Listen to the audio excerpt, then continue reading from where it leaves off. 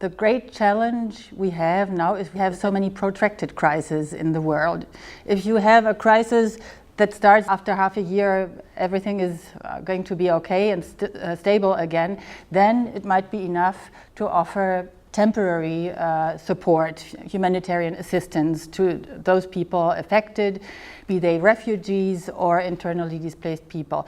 But to an extent that crises become more protracted. Take, for example, the crisis in the neighboring countries of Syria, and of course in Syria itself. You have to think of other modes of delivery. You have to think of other needs. It can't be that a whole generation or 1.5 generation of children and young adults are without any education and training, and this cannot be solved by just humanitarian assistance. These needs cannot be met with humanitarian assistance alone. So we need approaches that go beyond that, that have a different, a longer perspective in terms of time, and that give the people opportunities also for the time after the crisis. And this is exactly what we do with our Partnership for Prospects program in the Middle East, is that we not only provide income opportunities, employment opportunities to more than 67,000 people alone in 2017,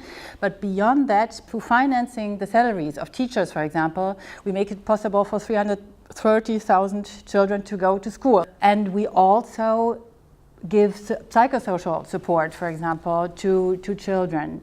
We also build infrastructure, which is useful for the host communities through these Cash for Work measures.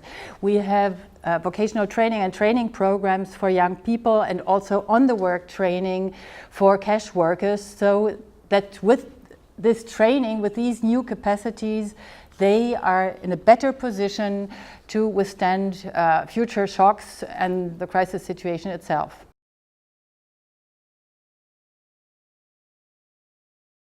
Germany is behind the idea. We presented it at the Syria conference in London in 2016, and initially it was conceived as a multi-donor sort of program. We have a co-financing with Norway, and are now finalizing co-financing agreements with the EU and with the Netherlands and with DFID. Basically, we finance through our implementing agencies, which are KfW and GIZ, and also through UN agencies. 40% of the funds are implemented through our development agencies, 40% through UN agency, and to a certain extent we also have NGOs that are our implementing agencies.